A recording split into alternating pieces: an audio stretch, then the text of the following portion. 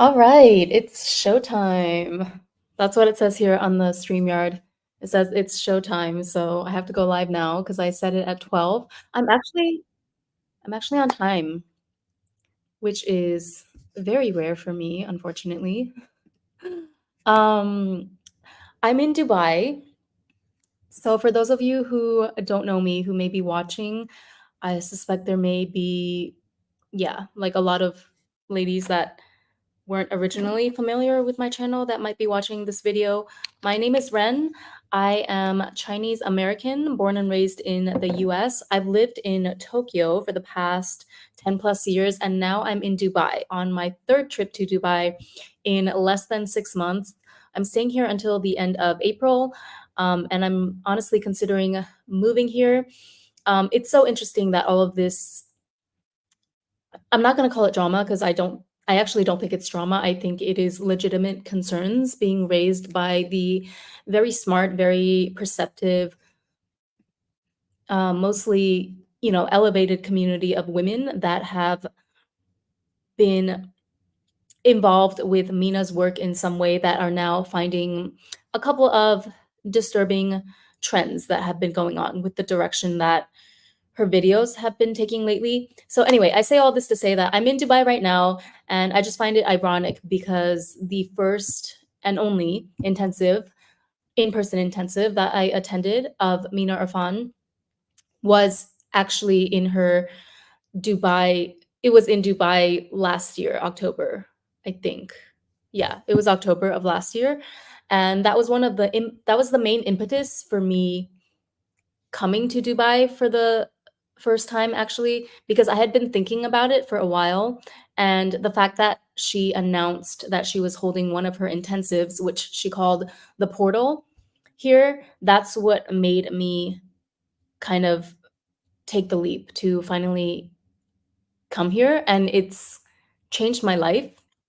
So, I guess you could say indirectly we can give her credit for that. Like, if it wasn't for her intensive, I would not have come to Dubai for that first trip, even. And I also met a lot of amazing women at that intensive, which I don't regret either.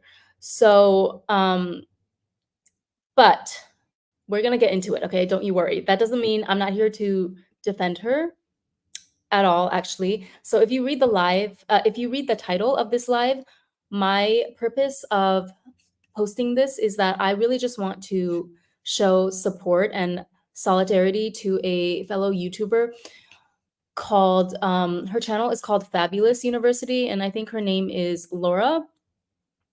So I've been watching a lot of her videos about like rotational dating. I also have similar content on my channel, and I never had the pleasure of meeting Laura in person, but as I understand it, she is also a longtime student and supporter of Mina Irfan, who recently put out a negative review. I mean, it's a negative review, but it's justified, I think, in what she said, the concerns that she expressed in that review.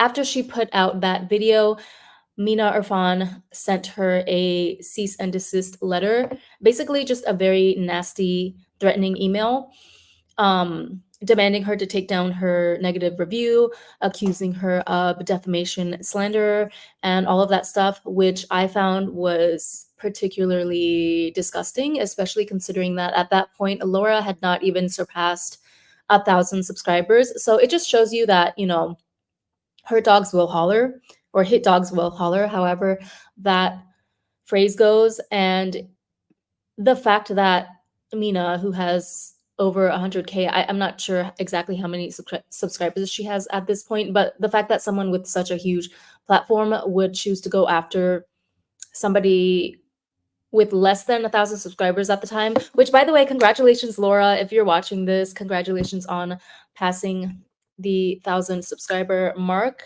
Hopefully, this means that you can get monetized and start collecting those AdSense coins as you deserve.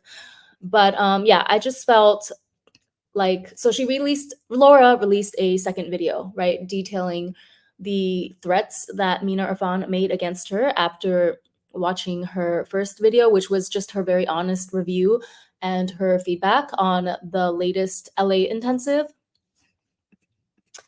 Um, and I just feel like, as a fellow former student who is also not approving of the direction that the Universe Guru brand is going in right now.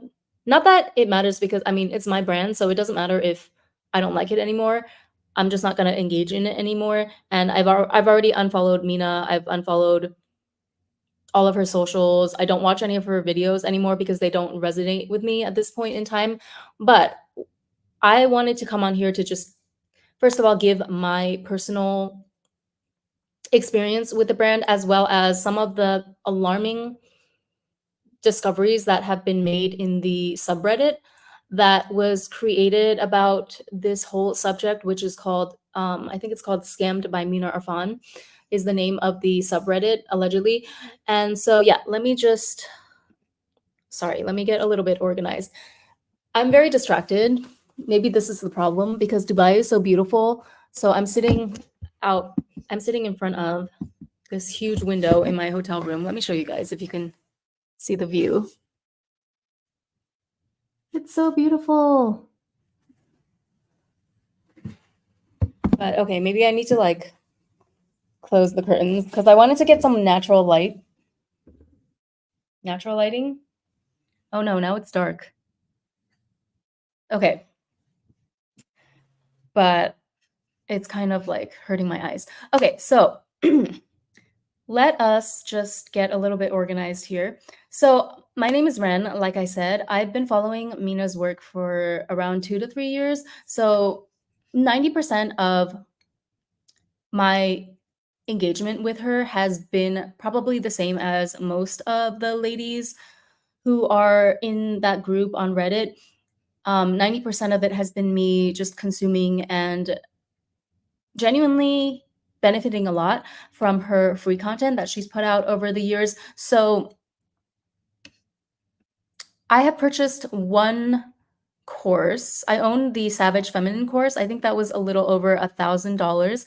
And then I attended the Dubai intensive shortly after that, which here I can actually pull up the receipts in my email. I'm not gonna share my screen, but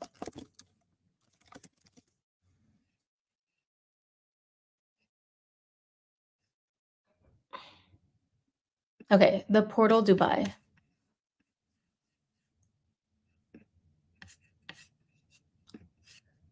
I just had this open.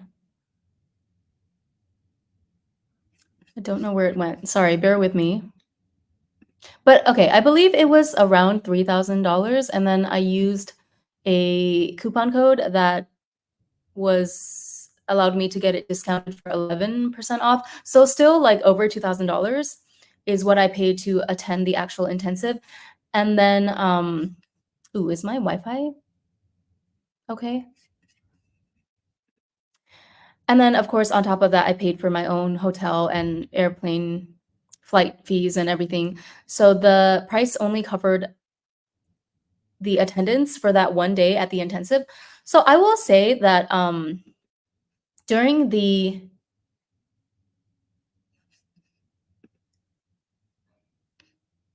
sorry, let me close a couple of windows.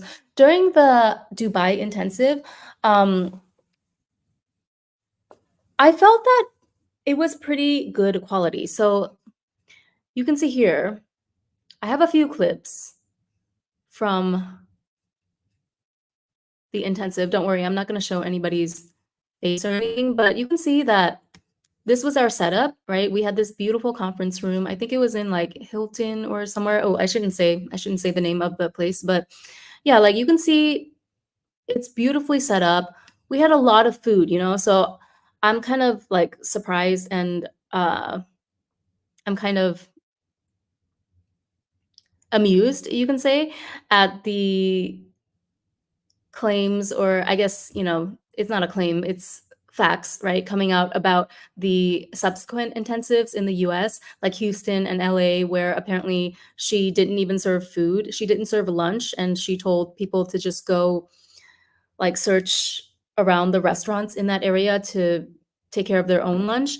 At the Dubai intensive, that was not the case. So we were served lunch, and on top of that, we kept having why is this not playing? See, we kept having this food delivered to our conference room. Like, I remember in the middle of Mina speaking, we kept having hotel staff coming in and out of the room to refill our refreshment stand over here. You can see it's like lots of juices and breakfast foods, muffins, sandwiches, all that kind of stuff. So, and I have photographic evidence of dessert because I this is another like running joke that I saw on the Reddit that she was too cheap to even provide dessert for her students. So at the Dubai intensive, we did have dessert, just for the record, you know. This is not in defense of Mina Irfan or anything, but just for the record, we did have dessert. This is like a creme brulee something or other. That was included in our lunch. So I find it quite interesting that she decided later on to not include dessert or even lunch altogether in her subsequent intensives. I did hear from a fellow student that who also attended the Houston intensive that it was not up to par to the Dubai standards at all. But yeah, so at the Dubai intensive, I felt that her energy was um very feminine, very calm and relaxed. It was very much in line with what I had seen and known of her for the past 3 years that I've been following her work, most of it free, right? And then I own the Savage Feminine course, as well as a few others, which I don't remember off the top of my head. And I'm not inclined to go back and look in the Thinkific platform either. But all in all, you can say, so I spent like maybe if you don't include the plane ticket and hotel fees and everything that I paid for my trip to Dubai that time, if all in all, I spent just under $5,000 on Mina Irfan, and I definitely will not be spending another cent on her, and I'm gonna get into why. So, okay, so we covered the Dubai intensive, right? Like, I will give credit where it's due. I feel like her energy was good there. She was she was patient with people. Like, I watch people very carefully, you know, especially if I'm paying that amount of money. Like, yes, I did really look up to Mina, and I'm not gonna say starstruck because I truly don't get starstruck by anyone, not even real celebrities. But I looked up to her, and it was definitely a very, you know, thrilling experience for me to finally meet in person this woman that I had been looking up to and that I had been learning so much from on YouTube. It's that whole parasocial bond thing where I felt like she was a big sister that I knew for the longest time, and I'm finally seeing her in person. I'm sorry if you hear that. I think it's construction noises. But so I was very like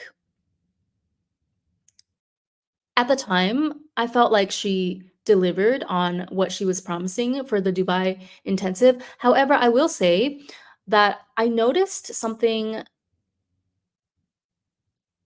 like a tiny little, not microaggression, it wasn't anything bad, but what should we call it? I noticed a little micro expression, we'll say, that kind of set off my radar when I first walked into that conference room, where I was like, ah, okay, I see.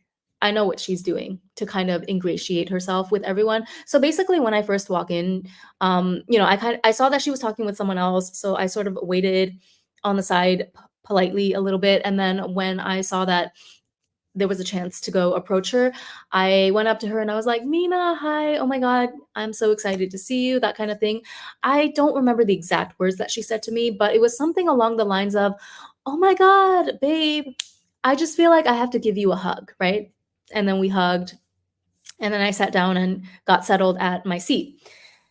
I noticed when another girl walked in, she said the exact same phrase to her in the exact same manner. Like, "Oh my God, I just feel like I need to give you a hug," which is not bad, you know? Nothing bad about that, nothing wrong with that. But it just made me wonder, like, ah, okay. Because the way that she said it, it kind of made it seem like it was directed to you personally. I felt like when she said that to me that she was talking specifically about me, like, "Oh, I remember you, you know, you're Ren, and I just feel like I need to give you a hug because of." I think I sent her like a couple of messages on Instagram. We had a few very short exchanges, right? After because I sent her like a message about how I enjoyed the Savage Feminine course. And so when she greeted me that way, I felt like, "Oh my god, you know, she remembers who I am. She knows exactly who she's talking to, right? She knows that I'm Ren." But then she greeted I saw her in front of my eyes greet another girl the exact same way. Like, "Oh my god, babe, I'm so happy you're here. I feel like I just need to give you a hug." So, do with that what you will, but that's just so I believe in a saying that the way you do one thing is the way you do everything, right? That instance alone by itself, there's nothing wrong with that, right? I might even use that tactic for myself if I wanna make myself if I want to, up my, how shall we say, like, social game in certain situations. It is useful to be able to, kind of, like, inspire a feeling of familiarity with someone that you just met. Like, that's a very useful social skill to have, and there's nothing necessarily wrong with exercising it.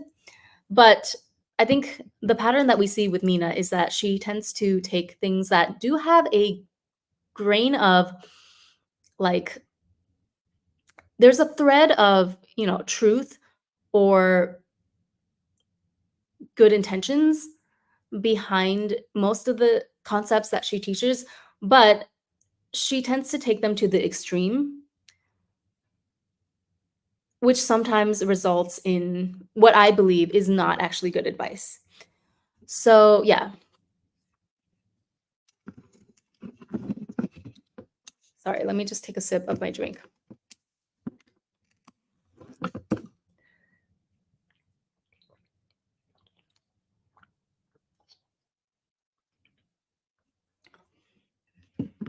So I wanna, again, just first commend the creator of the subreddit and to Laura of Fabulous University for being brave enough to speak out publicly. Um, because I personally, before I even discovered the Reddit, I felt a sharp shift in Mina's energy after the Dubai intensive. So everything leading up to the Dubai intensive, the actual intensive itself, I felt like she was a little bit like all over the place. She did her usual thing of giving a lot of like personal anecdotes mixed in with her teachings that day, which at the time I felt like it was fine because she still gave us a lot of value, a lot of content. It wasn't just Q&A the way that I hear it went down at the LA intensive. Like for the Dubai intensive, she really did. We were in that conference room for the whole day basically. So she was standing up there talking for I don't think it was 8 hours because if you minus the time for breaks and lunch and stuff, it it wasn't for that long, but we were there from 9 a.m. to 5 p.m. So she must have talked for at least 5 or 6 hours straight, which is, I commend her for that. I feel like that's in line with what she promised us for the Dubai intensive. The content, you can argue whether or not it was useful. At the time, I had no problem with it. I didn't think that she necessarily said anything groundbreaking, but I also didn't think that she was pulling stuff out of her ass the way that it seems people feel was the case for the LA intensive, which I didn't go to, so I can't speak to that. Um, but I will let you guys know about two questions that I asked her in person during the intensive. That if you have the Dubai intensive recordings, the portal, um, you should be able to hear my voice in there. I don't have the portal recordings, but um, if you wanted to go back and find the place where I'm asking these questions, you could. I'm just going to recount them here. So I don't remember exactly what I said, but the first question that I asked her was about and I don't remember what order it was in, sorry, but the first question was about plastic surgery. I asked her what are her thoughts about, like, plastic surgery because I'm coming from kind of I was coming from a place of, I live in Tokyo, right? And if you know anything about East Asian beauty standards, like Korea is supposedly number one in the world for plastic surgery rates among women and men, actually. Japan is not too far behind. Like Japan, China, Korea, all of East Asia is very, very obsessed with visuals and aesthetics, and to the point where it's not even just about making yourself attractive in the dating market. Like people genuinely have a concern for their job prospects being limited if they don't fit a certain image, if they don't fit a certain beauty standard. It is actually that serious in East Asia, believe it or not. And yeah, looking back is just so silly because like what would Mina what would someone like Mina who had never lived in East Asia before know about East Asian beauty standards? Like what could she teach me about that? But, at the time I was drinking the Kool-Aid. So I asked her about plastic surgery. What did she think? Because I was saying how okay, I guess so I'll just summarize like the gist of everything that I asked her in one go. We don't need to separate it into two questions. I was basically saying that in Japan or in Tokyo, more specifically, I was feeling frustrated because, the average level of beauty there is very high. The beauty standard is very high, and the amount of girls that elect to get cosmetic procedures, whether it's surface level or more invasive, it's very, very high. Like even just amongst my own circle of friends, I have a very diverse group of friends. Yeah, so I do know people that certain industries, they're more likely to opt for plastic surgery more than other industries. For example, like I know a lot of people that work in nightlife, a lot of dancers that work in, like pole dancers, erotic dancers that work in those types of clubs. I also know regular office people that work a 9 to 5, people in real estate. My friends come from all walks of life. Even like my people that do my nails, like my nail tech and my hairdresser, we always seem to come across this topic of plastic surgery, and I'm always kind of shocked every time I talk to them. These are Japanese girls in Tokyo that I'm talking about, that they always are very forthcoming to me, and I haven't come across like a single girl that hasn't at least done one sort of puchi seikei procedure, as they call it in Tokyo, which is puchi is like the French word petite, which means little. So little plastic surgery. So believe it or not, eyelid surgery, like to get the double creased eyes, is considered puchi seikei, little plastic surgery in Japan. It's not considered a huge procedure. Whereas I guess in the West, anything that requires you to have some sort of incision into your flesh is considered invasive. But here, it's not considered a big deal, right?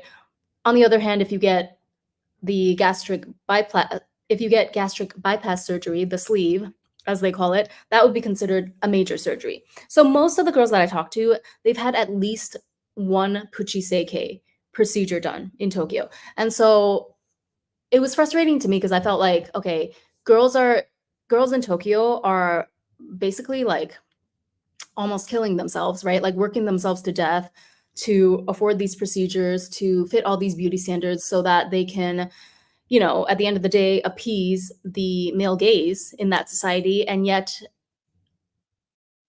they're not even being savage with the men, right? Like so on top of like doing overtime, saving up all their money, spending their life savings on plastic surgery to keep up a certain look so that they can be perceived as desirable by the male species in Tokyo.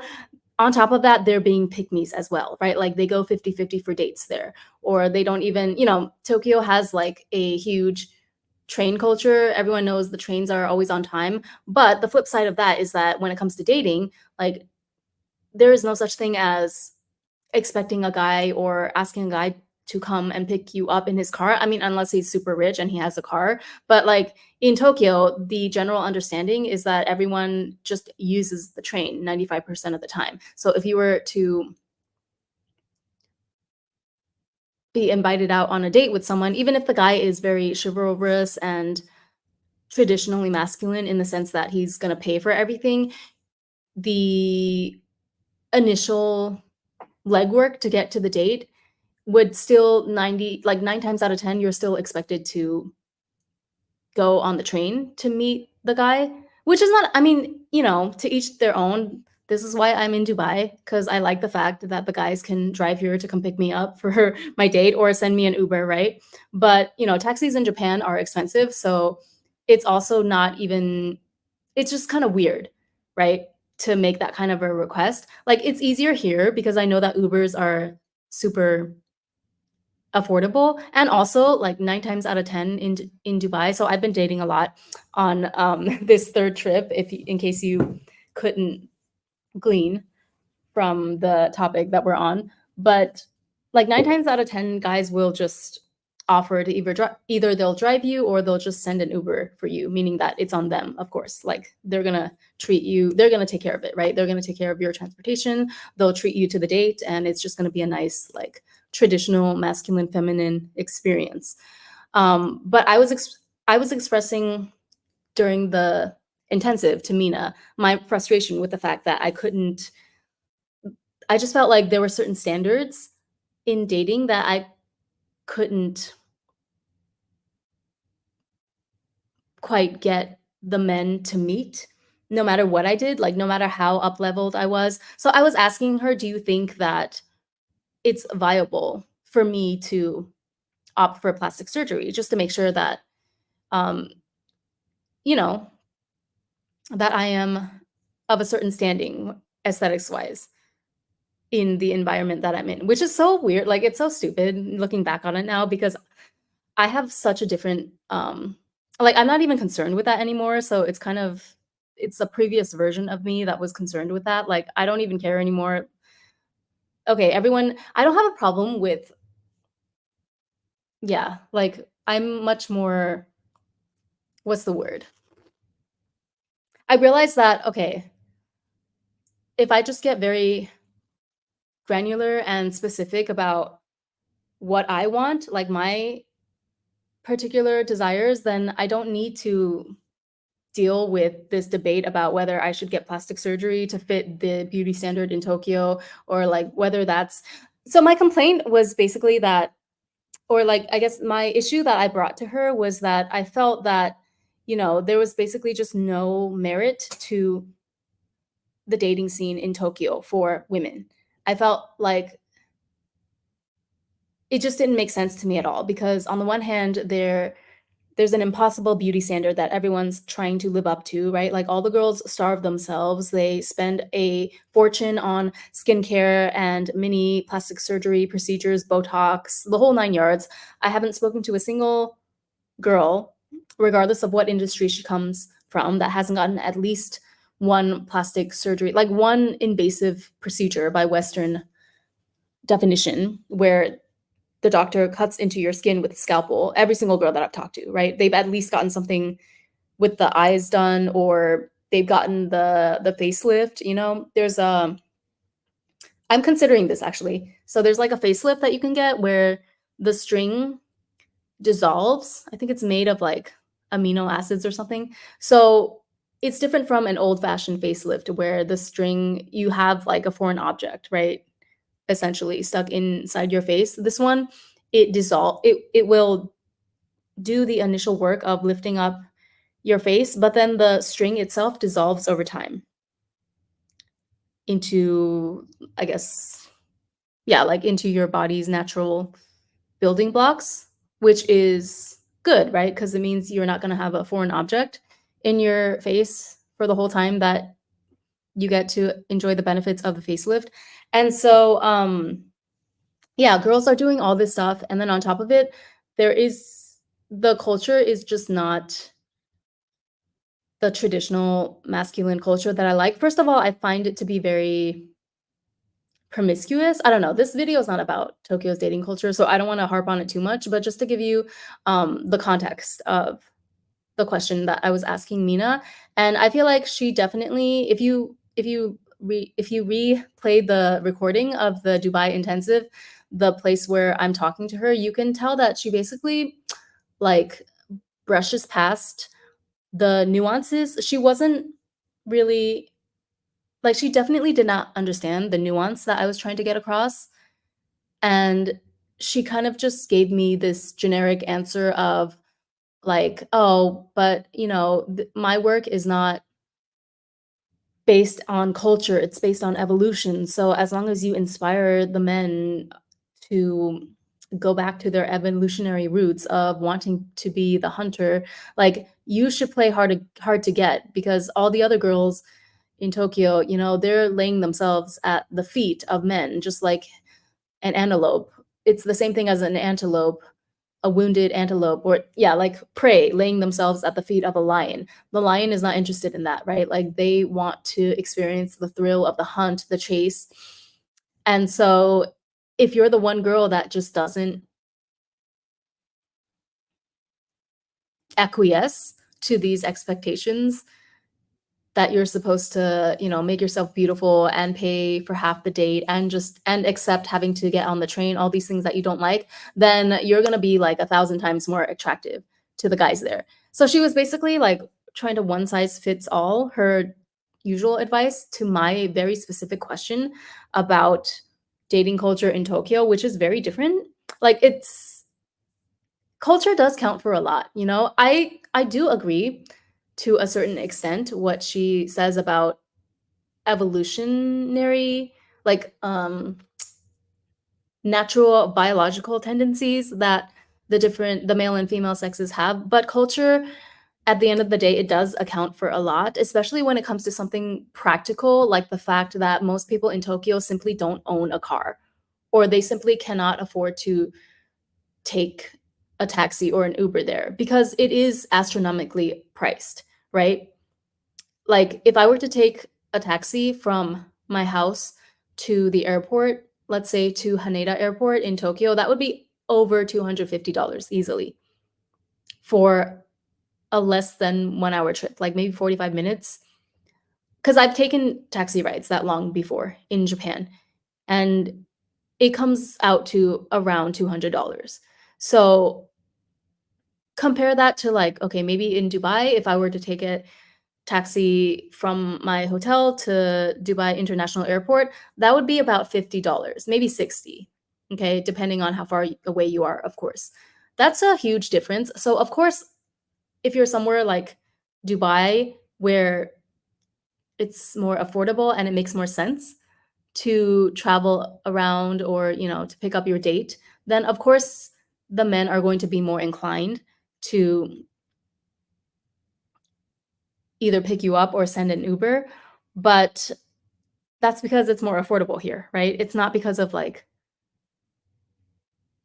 it's not because they're just inclined to do that evolutionarily, whereas in Tokyo, they're like, it's not like, okay, you can just, take that concept and bring it over to Tokyo and convince, like, all the guys in Tokyo now that they should be sending an Uber because it literally costs more.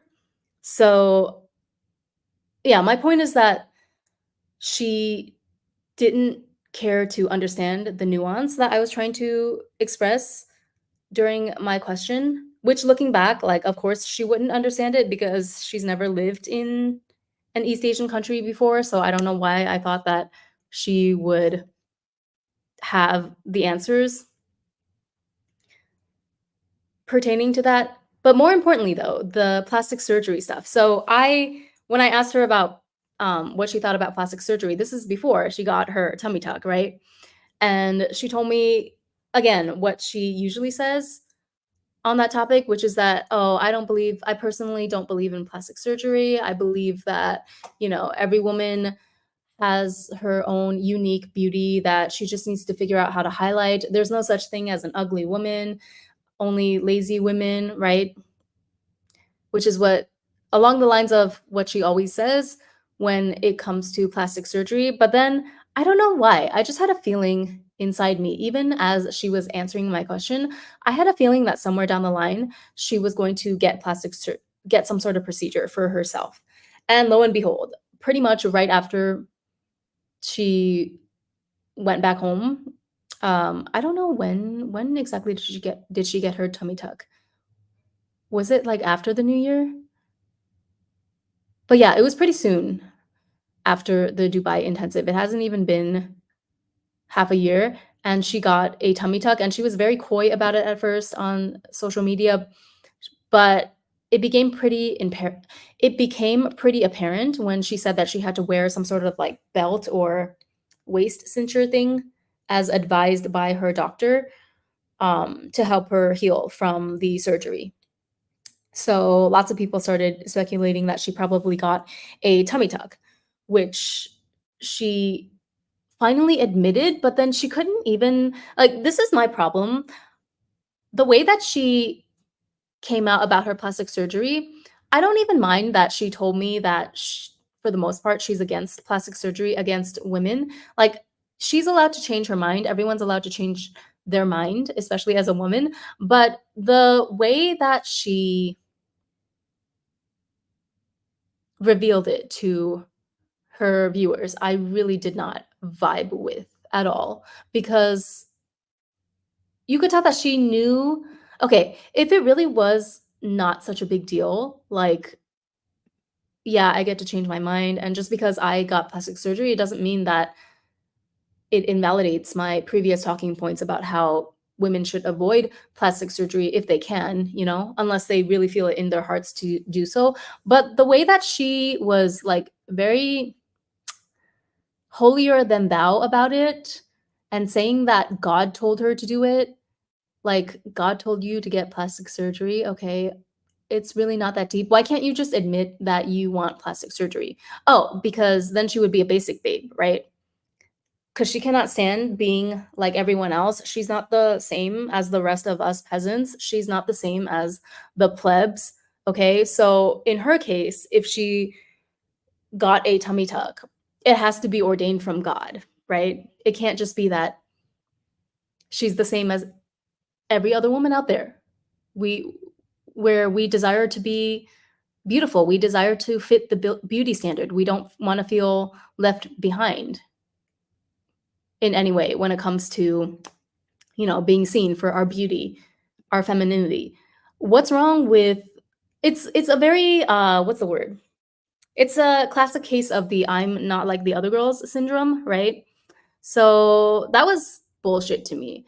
But funny enough, like, I mean, I went ahead and got procedures anyway, like, not plastic surgery, but I got, certain little, like, I got a HIFU procedure, which is, I don't know how to explain it. They basically, like, iron your face upwards so that it gives you a little more of a lift. So it's the same effect as if, say you're on a budget and you can't afford any type of, like, expensive spa treatment, you can just use a gua sha at home, and you can manually massage your face yourself to give it a more lifted appearance. For me, I just didn't want to expend all that energy because 'cause I'm really not good with well, first of all, I'm not good at using anything consistently, whether it be medicine or creams, and so I did it for about a week using the gua sha, and it did really work. Like, I got very visible results. My face looked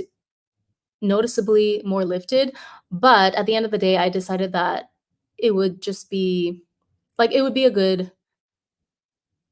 better use of it would be a good use of my resources. I found it worth it to just pay a little bit extra for a treatment that did most of the heavy lifting for me so that I didn't have to sit there every night for 15 minutes, you know, doing a manual face massage on myself, right? Because that's costly in terms of time. It takes a lot of energy, right? Like, my arms get tired and you have to do it every single day. So, which I just don't have the discipline to do. And so for me, it was worth it to pay, I don't remember exactly how much, but it was a couple $1,000s, which I happen to have because I have like a little beauty fund that I save up for treatments like that. And so I'm very happy that I got that procedure and that I didn't listen to Mina's advice. But it also reminded me that Mina said at one point that older women will subconsciously try to sabotage the mating prospects of younger women by either trying to convince them that, because do you guys remember, okay, because I've been following Mina for 3 years, so I've watched a lot of her content. I watched a lot of her lives, most of which are not even available publicly anymore from what I hear. I heard that she privated a lot of her older videos, um, either because she felt like they're not, you know, there's a liability with some of the stuff that she said in there, or maybe she's just trying to put them in paid courses so that she can make more money off of them. But I remember her saying one time that I think it was just I think the subject was about how men in general prefer younger women, right? In other news, the sky's blue. But and then she was talking about how, oh yeah, she was bringing up the influx of content from, I guess, older women on TikTok, like warning younger women about the pitfalls of dating an older man, or yeah, like all this content from older women telling younger women why they shouldn't date older men, why it's a bad idea, et cetera, et cetera.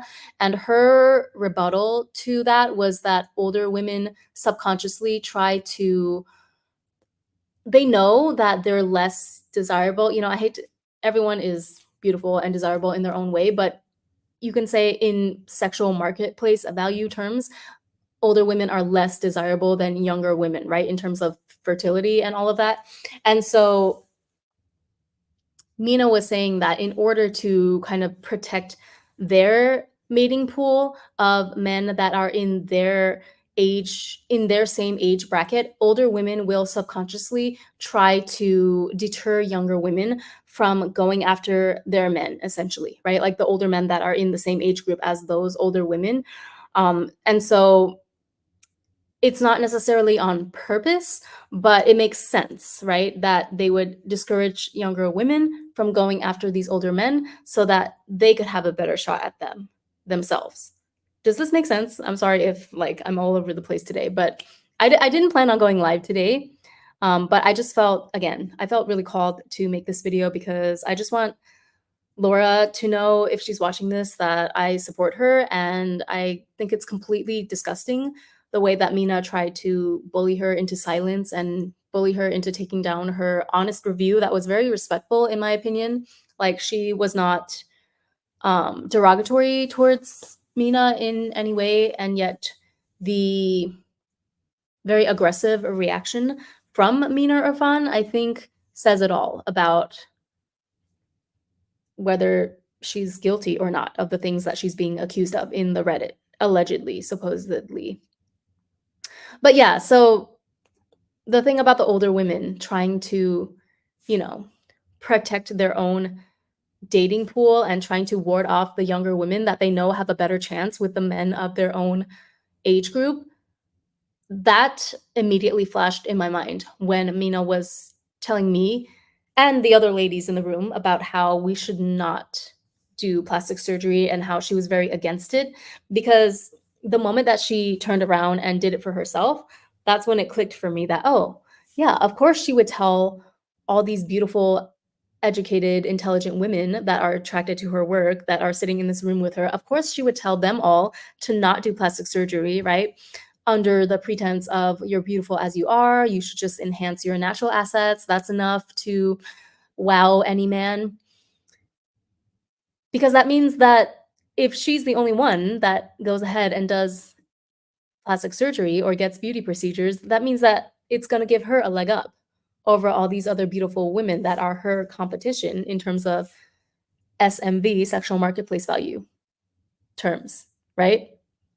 So it's kind of funny because, it's such a mind fuck. Like, a lot of the things that she taught in the Savage Feminine as well about, and now it's all the stuff that she put in her paid courses. I hear that she basically put watered down version of all of that in her book, Lady Balls, which I also own and I read. And yeah, there were some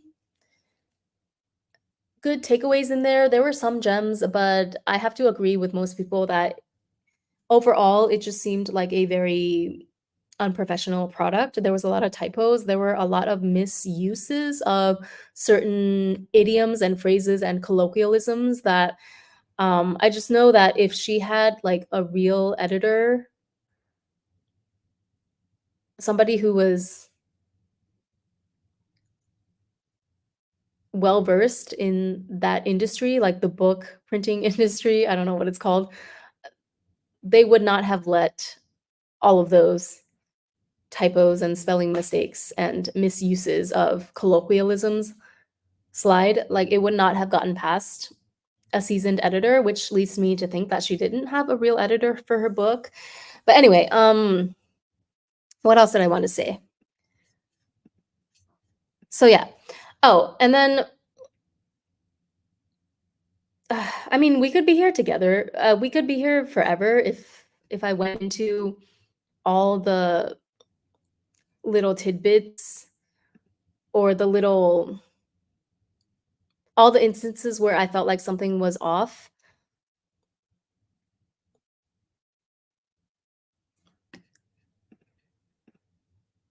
I remember there was a point where she also started to see, I feel uncomfortable even talking about a lot of these things because now that I'm kind of taking a step back and we're all collectively looking at this through a more objective lens, it's kind of crazy some of the things that she was saying that we all bought into. Like, for example, I remember she went on this whole spiel about DNA at one point. Like, you need to make sure that the mate that you choose, the husband that you choose, who's going to be the future father of your kids, you need to make sure that he has good quality DNA. Like, he's not predatory. Yeah, okay, I agree with that 100%. But I feel like the way that the degree to which she pushed this felt almost borderline eugenics leaning to me, allegedly. Like, how do I explain this? So, for example, okay, if you're dating a guy who has a history of alcoholism in his family, and you know for sure that, okay, he has struggles with substance abuse. His dad was an alcoholic, his grandfather was an alcoholic. He comes from a line of alcoholics. So obviously he carries some sort of gene for I don't know if there would be a gene that like specifically makes you addicted to alcohol. I don't think that's how biology works, but it would probably be more along the lines of you have a gene that makes you predisposed to being addicted to things, right? Like an addictive personality, which I actually think that I have. I think there are definitely people that have more addictive personalities than others, but there's plenty of people that have the addictive gene, we'll call it, who manage to utilize it in a way that benefits their lives instead of destroying it, right? So instead of getting addicted to things like, porn or gambling or drinking, you have the power as a sovereign individual to channel that innate raw tendency within you to something positive. So instead of getting addicted to substances, you could get addicted to self-improvement. You could get addicted to work. Not that it's good to be a workaholic necessarily, but at least it would be something like being addicted to work is at least more productive than being addicted to alcohol, right? Because at least now you're producing results. You're earning money, you're earning profit to help support your family maybe, right? It's kind of like the lesser of the two evils argument. So I totally understand and agree that in some instances, yes, okay, if you are with a man that you know for a fact the other men in his family or in the generations before him have a track record of violence or substance abuse, that kind of stuff, you do definitely need to take that into account when it comes to making a decision about, okay, do I actually want to like lay down and procreate with this person? And you are within your rights to sorry, losing my voice. So it's your decision, it's your right to make the call about whether or not you want to like attach your name and your legacy and your children to this man. But okay, it's something worth considering, is what I'm saying. Like, this is something that is a case by case basis, in my opinion. I just felt very uncomfortable with the way that Mina was pushing that, oh, you need to just completely leave all these people behind. Like, they shouldn't have the right to reproduce the way that people with superior genes, according to her, have the right to reproduce. I think it's fine to set standards for yourself, right? Like, if you only want somebody from a very well-educated family, doesn't have a history of diseases or whatnot in their family, good luck finding that unicorn, girl, you know? But I just didn't like the tone that she was taking. I think she even said that people earn their DNA at one point, where that one really that one left me scratching my head, because she was saying that, oh, basically people who are lucky, right? The ones that happen to luck out and be born in a family that was wealthy and well educated and doesn't have like abuse issues or what have you. She was saying that those people earned their right because of maybe like stuff that they did in their cosmic past lives that gave them good karma. Okay, that's one belief system, I guess. I personally don't um subscribe to that. Like, I don't think that just because you were born with lucky circumstances, that doesn't mean that you necessarily deserve it. I think you were just lucky, right? And so recognizing that you were lucky, that you were dealt a good hand, and using all of the advantages, all of the unfair advantages even that you were born with, I see no problem with that. Um I think, everyone should play whatever hand they're dealt to the best of their ability, as long as they're not hurting anyone or doing something illegal or, harmful to others in the process. But I also feel that there's a humility factor that's also necessary. Like, if you're a lucky person that was born with good genes, according to Mina, it's fine for you to really play into that and use all of the advantages that you were born with to your favor to set up an even better life for you and your offspring. But it's important to stay grounded and know that you just happen to be luckier. You just happen to be born under better circumstances than 99% of other people in the world. I think there's a lot to be said for the gratitude and the groundedness that that level of gratitude and humility can bring you. So you could be born to a billionaire family, and that's great for you. You can marry another billionaire, you can multiply your wealth, create more generational wealth for your lineage. That's all fair game, but to say that you earned that or that you deserve it just because you just happen to be better than others, I'm not comfortable with that message. And I feel like that's what she was pushing in a lot of her content surrounding that, relationships and families and whatnot. Um, yeah, it's giving like Gattaca, which anyone who knows me personally knows that Gattaca is my favorite movie of all time, and it explores this concept so beautifully. It takes place in a dystopian future society where eugenics is a real thing, right? So nobody conceives their children the natural way anymore. Most people go to a clinic where they sit down with a doctor and they pick and choose all of the best traits that they want in their kids. as long as they can afford it, right? So for people who are not as economically able, or um yeah, in the rare instance where a couple decides to just have a baby the normal way, it's called a faith birth in the movie. Um, their children, it's understood that in this society, their children don't stand a chance, right? You're not going to stand a chance as somebody who's conceived naturally with which is inevitably going to result in some sort of like not defect, but less than ideal gene combination somewhere. So even if it's something as small as, okay, you have asthma, it's kind of like a death sentence in this society. And so the story is about a man named Vincent Freeman who was one such child, a faith birth.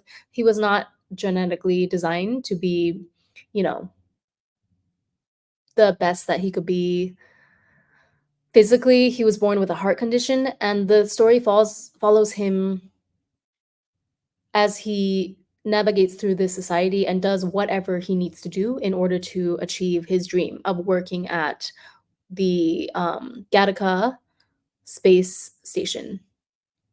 And it's a beautiful movie. Like I watch it every year. There was a point in my life where I was working a job that I hated, and I would literally just play scenes from Gattaca over and over again on my screen because I had multiple screens, and it was work from home, so I hated it so much, but Gattaca got me through that job because I would just play the scenes over and over again, and it would remind me that you can do anything. You can rise from any occasion. You can override whatever genetic defects or, you know, leg ups that you didn't get in life. You can overcome it all if you have the drive and the willpower. And I love there's a tagline for the movie that says, "There is no gene for the human spirit." It's amazing. So, yeah. What were we talking about again? Sorry. I didn't know that we were going to talk about Gattaca. But okay, so I do want to highlight the one thing, everything else about like, okay, the content or whether you agree with her morals, um, whether you think that she's a scammer or that she's being predatory against women on the internet who are desperate for a better life or a way out of their situation. Which, by the way, I do tend to personally agree. This is just my opinion, but I do personally agree with a lot of the opinions that have been expressed in the subreddit. I do think that she's very predatory. I do think that she's money motivated. Allegedly, my opinion. I don't think she's a good person. I don't think she actually has the interests of her students at heart. I think for her, the bottom line is how to line her own pockets, which you can't even like, hey, it's kind of impressive to me, right? Because she basically told us this in no uncertain terms, very obviously, with how shameless she is about flaunting, showing off her wealth on social media, which there's nothing wrong with. But looking back, it's just kind of crazy how she's like doing all of these luxury unboxings, spending obscene amounts on her Chanel, Van Cleef, whatever collection, while basically playing in our face, right? Like she's doing this with her students' money, students that she's encouraged even to go into debt in order to pay for her courses. Like she actively encourages people, women, to go into debt to buy her courses because she claims that once you hear her courses, once you hear her voice, that alone is going to activate you to call the money back threefold or tenfold, um, which is crazy. But you could still argue, though, right? Like, this is the tricky thing about this industry. You could still argue that it's arbitrary. One person could say that they got a lot of value from this course, another person could say that it's a scam, it was low quality. It's all up to personal perception. But the most damning thing that I found in this Reddit, I'll pull it up right now, is the fact that she has apparently been fabricating fake testimonials. So this is where I personally draw the line, right? Let me see. Can you see that? I can't see it. I'm going to see if I can enlarge this. Um, so somebody in the subreddit, these are not my screenshots. This is something that one of the other ladies posted, but somebody discovered that these are okay. I don't know how to verify if the testimonials themselves, like I'm talking about the text here, right? So, for example, the first one, Mina, I have to tell you how much my husband and I love and adore you. Today, he said, tell your teacher that she's doing such a great job. She's doing such great work. She's making fantasies I didn't even know I had come true. I'm living my dream life because of you. It's possible that this is an actual message that was written to her by a student, but the problem here is that if you look at the pictures on these reviews, they look very much suspiciously like they are stock photos, right? And somebody in the Reddit reverse Google image searched these and found that they are indeed just random photos of women on the internet, stock photos. So if you look, this woman is the one in the middle here, Julia. And then the last one. This is from a what, teeth polishing service. So this is from a generic dentistry clinic ad somewhere in Edinburgh, right? This woman, she put it as the picture for the first testimonial here with the woman's name as Jasleen. But then if you look even further, apparently this person's actual name, okay, sorry, I probably should have blurred that out, but it's a completely different person. It looks like this woman lives in New Jersey. They are a network specialist at H&K Group. So I don't know, like, or this looks like a LinkedIn profile, right? Which was used for a dentist teeth cleaning ad, which I don't know if this ad even has the rights to use this woman's image. And then Mina used it as an image of one of her supposed clients who gave a testimonial on her website. And this is posted on her actual website where she sells her courses. If you look down here at the URL, it's the high value worthy woman at thinkific.com. There is no coming back from this for me personally. Like, fake reviews is wild. That's fraud, is it not? It's fraud, it's false advertising. Like, that's grounds for, I don't know, actual legal action. Is it not? Like, I'm not a lawyer, okay? I'm not in law enforcement, so I'm treading lightly in this live. I'm trying to choose my words very carefully, but I'm pretty sure that's fraud. Again, there is a possibility that maybe her students actually wrote these messages and she just kind of like she wanted to put a face to it to make it look aesthetically pleasing and uniform for her website. But even then, um, I don't really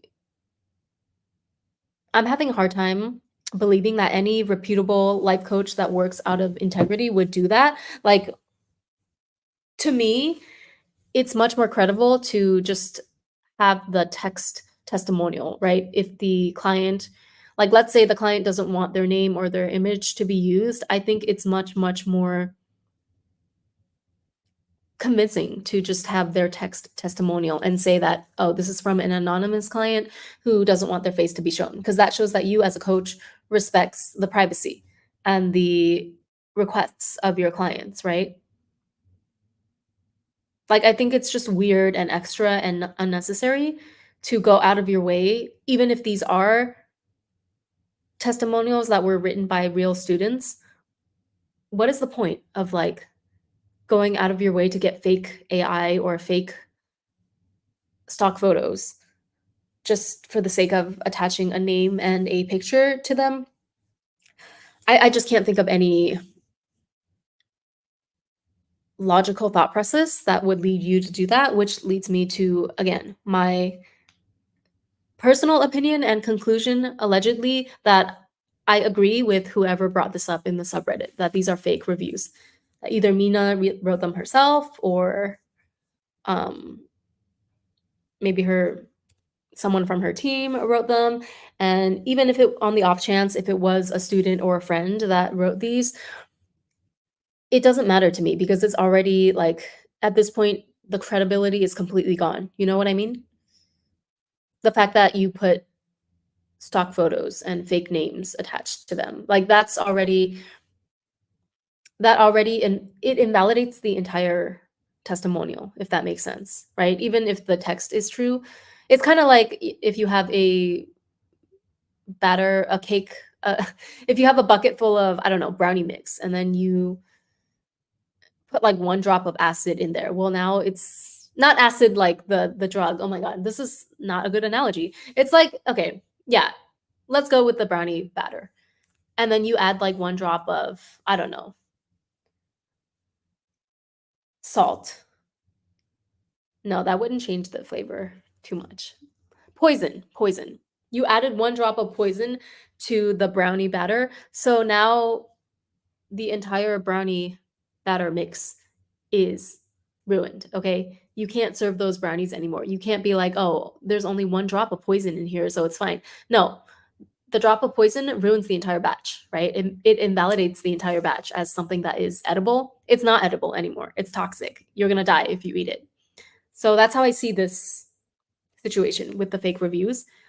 Like, you just invalidated, even if those were real words written by real clients, why did you go out of your way to find these fake photos, stock photos, and put fake names to them? That in itself is enough to make this whole thing fraudulent. So this is the biggest kicker when it comes to me, right? Because everyone can have their own opinions about whether or not her advice is actually valuable, or whether or not it should be, whether or not she's being like, she's having the best interests of her students in mind. But this, yeah, I'm done with her after this. I don't fuck around with people that put up fake reviews, because we're not even talking about decently priced courses. Her offerings, her courses, and her intensives start at the four-figure mark. Okay, they're thousands of dollars. I feel like, I mean, for me, I spent a little under $5,000, which is still crazy if you think about it. That's a crazy amount of money. But people like Laura from Fabulous University, she said that she spent total $30,000 over the years on Mina's courses and intensives. And there's other people that I know that have like, well, I'm not gonna speak on other people, but university bundle students, people that have been at multiple intensives, that have been following her for years. Um, those are that's like down payment on a house amount of money, right? We're talking about the tens of thousands. And yeah, the fact that she was able to convince people to spend that amount using fake testimonials, like using lies and deception, basically, is not forgivable to me. I'm sure that she might at some point come online and do the whole YouTuber apology thing, sitting on the floor of her bathroom without any makeup on, and I'm sure that'll work for some diehard core part of her audience base, but it's a no for me.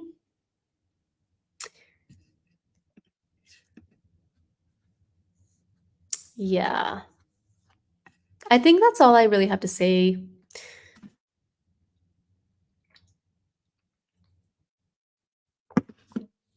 I thought I had more, but like I said, I'm mainly on here to just show solidarity to Laura from Fabulous University. Not that she asked for this at all. So, but I am here to also get views. So, all of you keyboard warriors, the diehard supporters of Mina, if you wanna, you can save your energy. I own up to all my shit. Okay, unlike some people who cannot even admit that they had a tummy tuck. She couldn't even say the words tummy tuck. She had to emphasize over and over again that it was a mini tummy tuck because she's not like the other girls. She's not like the rest of us peasants who get plastic surgery because we want to look better. We want to, just improve our standing on the beauty hierarchy because we want to improve our opportunities in life because we live in a superficial society. She can't be grouped with us. Her plastic surgery is because God told her to do it, and it wasn't even a real mini it wasn't really a full tummy tuck, it was a mini tummy tuck, like, there was a difference, right? But yeah, so I am on here for views though, just so you know. I'm on here first and foremost to support Laura, to stand with her, and to let her know that she's not alone in this fight. I'm not a legal professional, unfortunately, so I can't offer you like lawyerly advice. But girl, just so you know, I'm here for you. If Mina tries to intimidate you again, or if you feel overwhelmed, like you want someone to talk to, my DMs are always open to you. And full transparency, I am also here to get views for my YouTube channel because guess what? That's what everyone who is on YouTube wants is views. And since I spent $5,000 on this clown show, I have the right to earn back maybe 50 cents of that in terms of ad revenue. And I'm not ashamed of it. And I don't need to hide my intentions, okay? And I don't have a course. Don't worry. I was actually thinking about making one at some point, like last year when I was really, really deep into the whole online spiritual coaching thing. I have I have no problem with the coaching industry in general.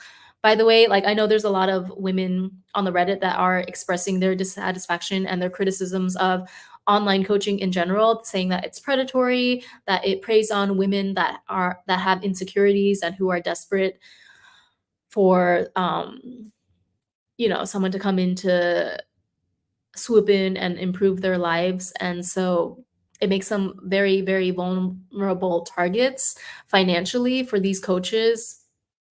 I understand that. I get where they're coming from. I do feel like at the end of the day, though, it's a live and let live situation. There are some people who, if they can afford coaching, if they feel like they find someone that they can trust and they agree with their advice, it's aligned, and if they're willing to pay whatever prices that the coach charges, I personally feel like there's nothing wrong with that, right? Like, I don't need to get involved in whatever exchange or agreement that two grown adults have. But that's so weird. Sorry, I just got a notification that someone's calling me on my phone. There's a lot of spam callers here in Dubai, which is funny because my phone number, like, I got a SIM card, a local SIM card here. So I do technically have a Dubai or a UAE phone number, but I haven't given it out to anyone because even my WhatsApp, it's connected to my Japanese number. So I don't know how anyone would even know my UAE number, but I don't even know what it is. Like, it's written on a receipt somewhere. I threw it away, I think. But yeah, so I say all that to say that, yeah, personally, like, I don't believe that the entire coaching industry is a scam. There are really good actors out there. Just because we have one bad apple here, it doesn't mean that everyone who's in this business is out to scam women or cheat them out of their money. There's even, I know of many, many coaches who act out of the utmost integrity to the point where they won't even accept payment, right?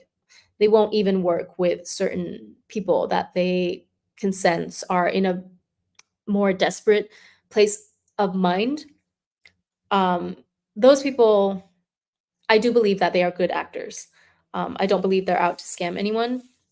Yeah, I know a lot of people, not personally, but I follow a lot of channels that they are very selective about who they work with. They won't even accept money from certain students.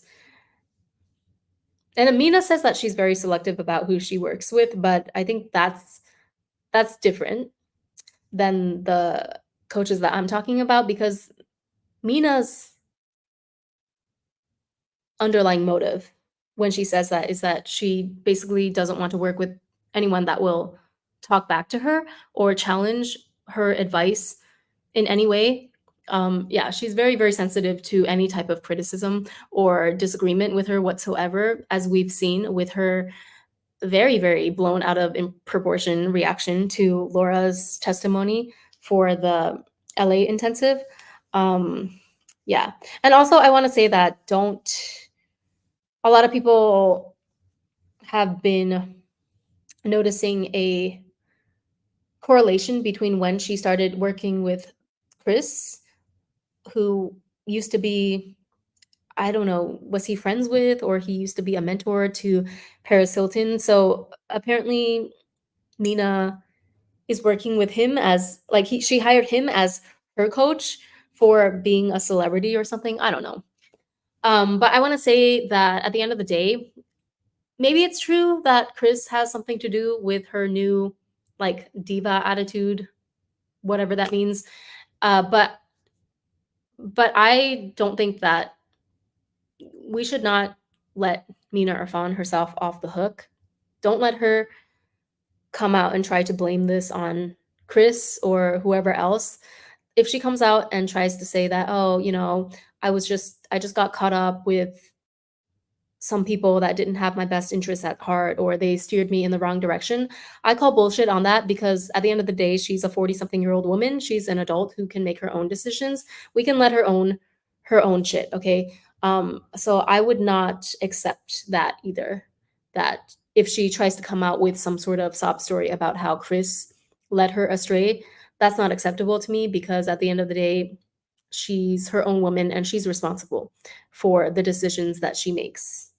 Just like I'm responsible for the decisions that I make, regardless of, whatever advice I may have taken from Mina in the past, which some of it was actually good advice. Like I said, I think I'm in the majority here when I say that I actually did find a lot of value in her courses from 2 to 3 years ago. Like in her before she moved to her new house, back when she was at her old house where she had the red gaming chair, that's when I felt like her energy was the most authentically feminine.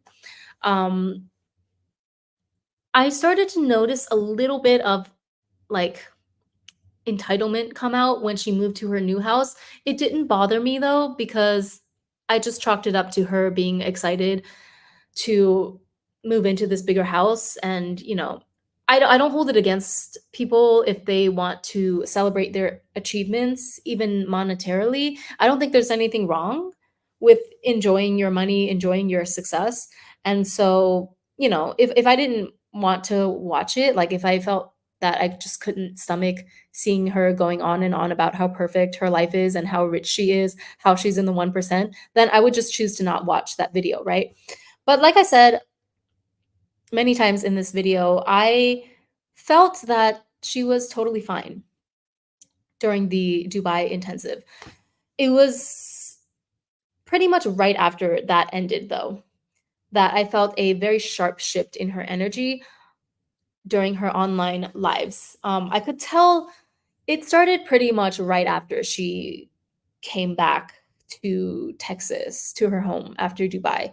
Because I remember she was complaining about how she gained 10 pounds during 10 days or whatever in Dubai. And she was very, very like irritated about how she was very annoyed that she gained 10 pounds. She wanted to lose it as quickly as possible. So she made a bunch of videos talking about how she's being like super strict with herself in regards to intermittent fasting. And it was at that point that I felt that her energy turned very nasty, very mean girl, which honestly, she's always had that mean girl streak in her. I've seen it come out even in earlier videos, but I never really thought much of it because, no one's perfect. I don't expect perfection from anyone, even a coach that I looked up to. So I felt that, okay, as long as that's not her dominant personality, I was fine with it. But I started to see that side of her come out more and more after the Dubai intensive where yeah, she was just very like judgmental, triggered. She also started plugging her courses and her books like way, way more often than I've ever seen before. It was like every 2 seconds in her live streams, she would be telling people to go buy her course or buy her book, and she would get annoyed at new people that came in, people that were new to her work, and asking questions that she's answered before in her previous content, but these people are to her channel, right? So they would not have known that she had already made, 50 videos on the subject of rotational dating, let's say. But instead of like being patient with them and just kindly redirecting them to her older work, she would get very triggered and say that, well, I don't like to repeat myself. And so you should get my book. And I just didn't like it. I didn't like the attitude because the whole goal of her writing a book and making more courses and continuing her work on YouTube is so that she can get more subscribers, right? But then once the new subscribers come, she treated them in a very condescending, dismissive way. I don't like that. Okay? Don't bite the hand that feeds you is what I'm getting at here. And yeah, what else?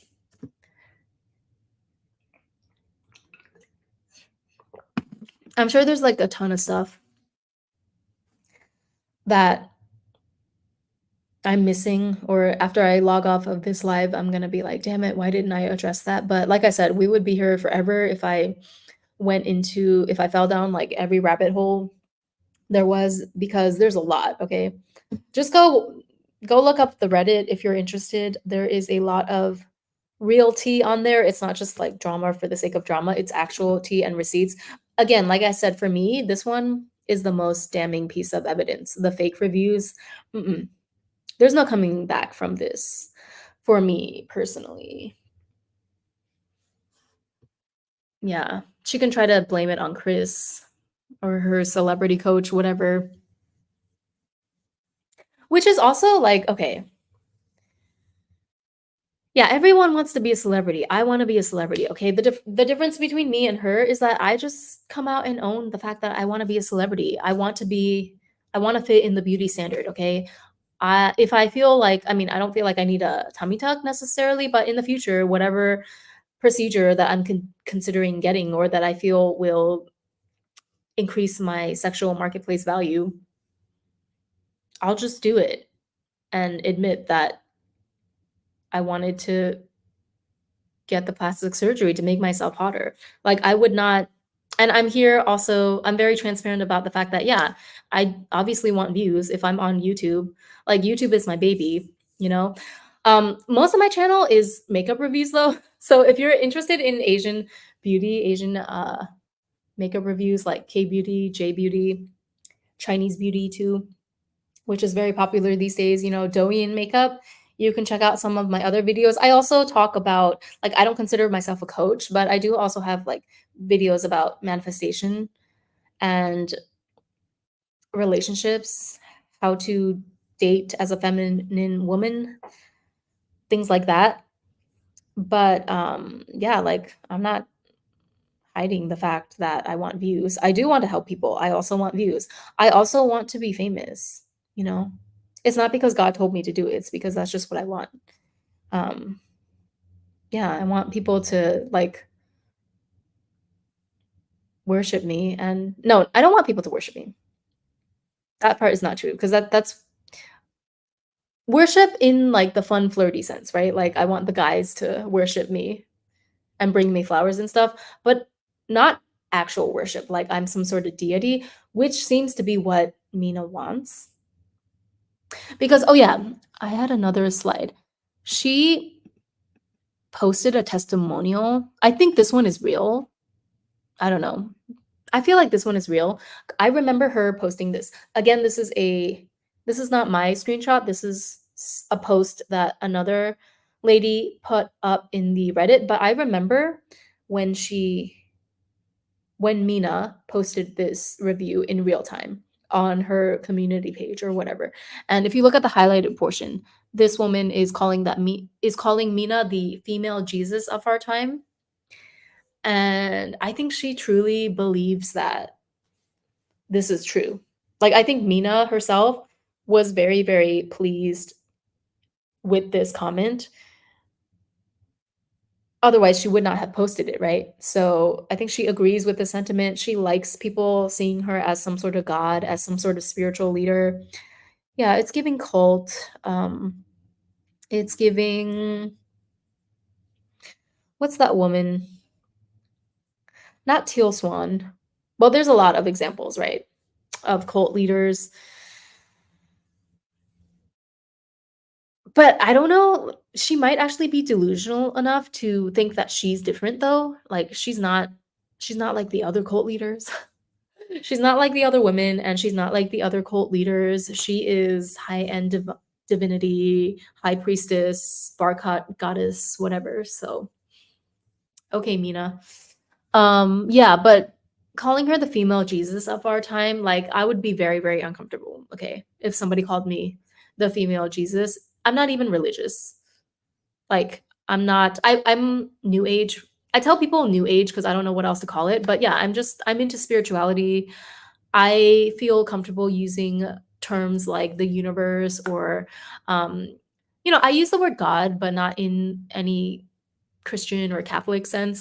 Sometimes I feel that God works through us. Like basically, every time we do a good deed or every time that we make a choice, particularly if it's a hard choice, but it aligns us with our values and our morals, I feel that the very act of us doing that, right? Us choosing to live on a daily basis through actions big and small that align to our core values, I believe that that in itself is God. Like God works through us. The universe works through all of us, and it's a choice every single moment of the day if we want to live in congruence with God or not. That's how I see it, which is kind of, it ties into the whole manifestation mindset as well. But yeah, no, this is just weird. Like the fact that she gets excited, she seems to really get off on the fact that this person sees her as the female Jesus. And yeah, just by looking at her course titles as of late too, like the diva, Debbie, the ultimate diva, whatever, um, wanting to be a diva, like wanting to be higher than Mariah Carey or who's the other person that she used as an example.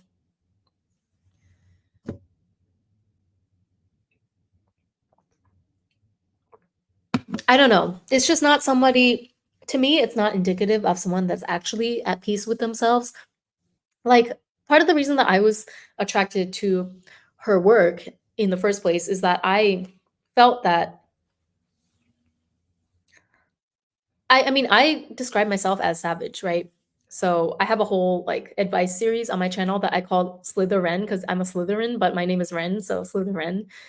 Um, and by the way, I think I'm actually more savage than Mina because my definition of savage is that you know all of the unscrupulous options that are available to you in order to get in ahead in this life, and yet you choose to not act on some of your most base, primal, darkest desires. It's basically like dark femininity, right?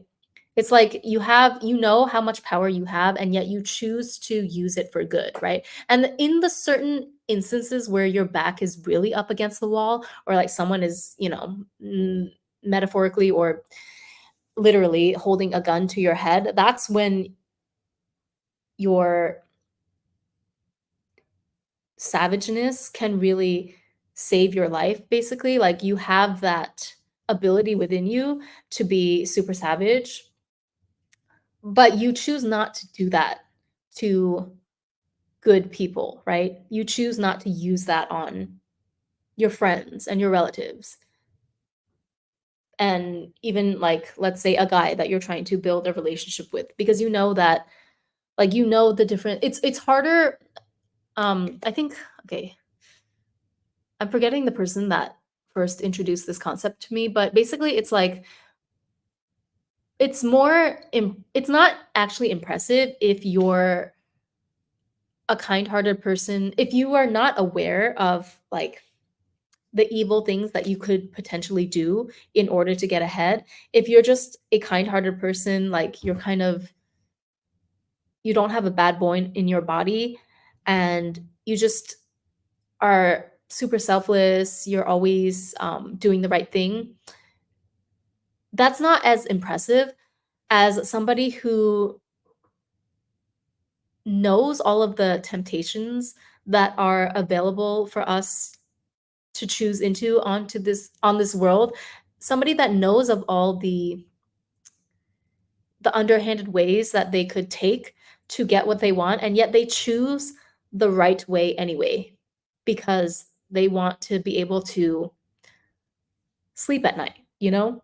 They want to be able to be proud of their legacy in the long run, and they know that they cannot truly be proud of themselves if they had gotten to where they are by getting their hands dirty, if that makes sense.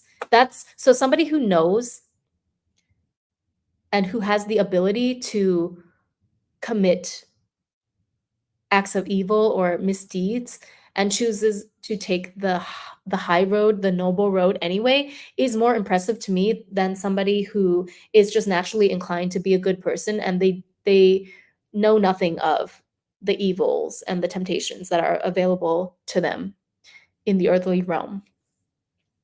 And so, yeah, I was that was what attracted me to Mina's work in the first place because I felt like she validated, not validated. Okay, I was never one of those people. Like I never needed validation for my worldview. I never needed somebody to give me permission, to show up a certain way or to be unapologetic. I was always like that, but I felt very alone, right? Before I found Mina's work, I felt like I was one of the only people, I mean, at least in my physical vicinity, which is one of the reasons why I started to do YouTube because I felt like at least on YouTube, if I start talking about the subjects and the concepts that I'm interested in, dark femininity, manifestation, all of that stuff, then that will naturally draw like-minded people towards me. And so when I found Mina's work on YouTube, it was just it was refreshing because it was like the first person that I found that saw things my way and acted very similarly to me in certain situations. Like, for example, some of her older work about, setting strong boundaries with people and being unbothered, right? Not letting outside situations or people that are not in your close friends and family circle trigger you. I found that to be very, very valuable. And it was the way that I already approached life, but I felt before I felt found Mina's work, I felt kind of lonely because nobody else around me, my friends, nobody was really embodying that around me except for me, right? So I had friends that like for me, I adopted the very savage mindset early on of not letting anybody trigger you, right? Even if somebody's like rude to you, let's say that somebody got your order wrong at a restaurant, or a cashier is rude to you, or somebody pushes you on the subway. I used when I was a lot younger, like in my early 20s, I used to get really triggered by things like that, and it would take me the whole day to recover, or I would be thinking about it the whole day. I would repeat the story to friends and family, and I would allow it to bring my mood down. Whereas when I moved into my later 20s, I kind of figured out that, oh, if I can just emotionally regulate myself, if I can learn how to emotionally regulate myself to the point that I'm not like I don't physically feel the triggers in my body when things like this happen to me, then that's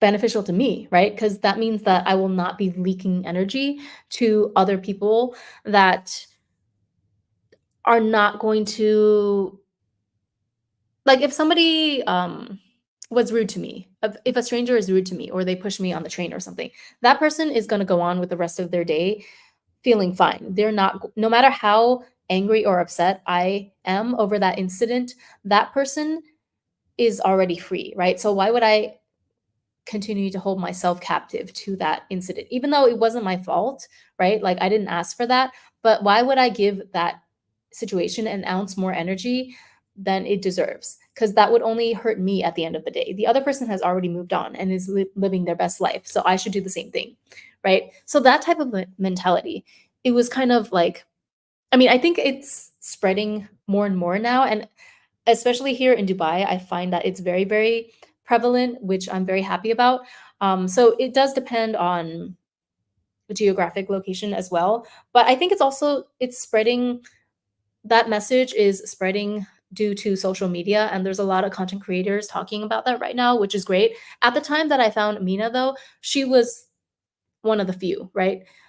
Before I found Mina, though, I listened to a lot of Shira Seven, but yeah, there was definitely a point where, for me, the turning point was after the Dubai intensive, where I felt like she was really veering towards it wasn't coming from a place of compassion or wanting a better life for her students, wanting better for, women in this world. I felt like before she was very passionate about women learning and knowing their worth. And although, I never agree 100% with anybody's teachings, right? Like I have every person should decide for themselves what they will or will not tolerate or accept morally. That's for everyone to decide on an individual basis. This is why you should never blindly follow or look to one person to guide you in your life. It's all within you at the end of the day, okay? So, yeah, that's why a lot of the women in the Reddit were saying that she's kind of like predatory towards those women that are kind of looking for a guiding light, a north star. And I can see that, but I also want to say that you don't need to, like, you really, really don't need to sink into a victim mindset when it comes to this. You can just take back your power anytime and recognize that at the end of the day, the answers are all within you. The decision making for your life is all up to you. You can read books, you can listen to coaches, take what works for you, leave what doesn't, and don't feel bad about it, right? And don't feel like you are betraying anyone. Don't feel like you're beholden to any one person or ideology just because you followed it for several years. If that person that you followed, that um yes, they may have given you solid advice, genuine advice over the years, but if they're showing that they're going in a direction that you're not agreeing with, the way that Mina is, you have full range to also put your foot down and not like, you don't have to go along with her just because you followed her for however many years. Um, yeah, that's all I have to say. Oh my god, my DMs are blowing up.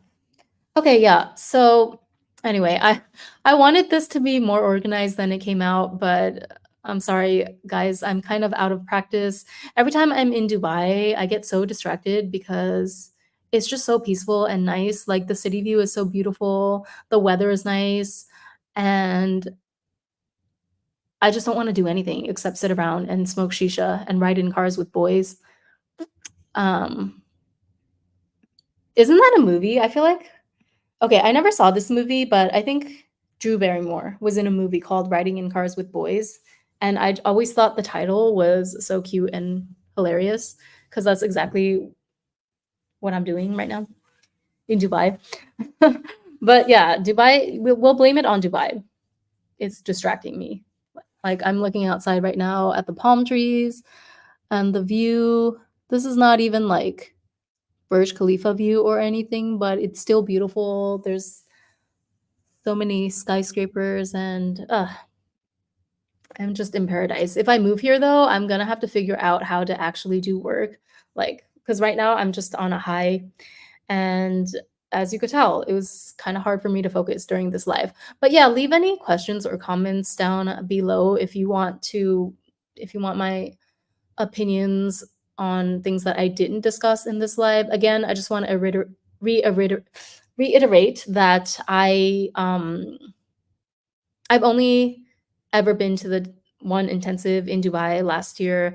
I only own a few handful of courses. Aside from that, I've never gotten personal coaching from Mina. So my experience with her one-on-one is very limited, but yeah, at the end of the day, I can't make any sweeping generalizations. I can only speak on my own personal experience, but at the end of the day, I do support Laura. I'm very upset and angry for her that she has to deal with this ridiculous bullying and the intimidation tactics that Mina has tried on her, or I don't know what else she could be doing behind the scenes. And I just wanted to publicly voice my support for a fellow um, intelligent beautiful woman who I think Laura's like a few years younger than me, so I kind of see her as a little sister. And yeah, I don't want to discuss any of the other, ladies at the intensive. That was the one good amazing thing I think that came out of my experience is that I was able to connect and meet with so many amazing women that a few of whom I'm still keeping in touch with on social media. Like I met last time I met one of them. So I went to this is my third time in Dubai, and then the second time that I went was in December and January. So I was able to meet one of the girls that was at the intensive, and then this time I'm also going to meet up with a few. And our friendship has nothing to do with this whole universe guru fiasco, the fact that we connected with each other and we're staying in each other's lives, we're staying friends. I'm very thankful for that, despite all of the meltdown that's happening over Mina Irfan online. But yeah, let me know your thoughts and I'll see you next time. Hopefully, hopefully I will have either a vlog or a makeup review up next time. So bye.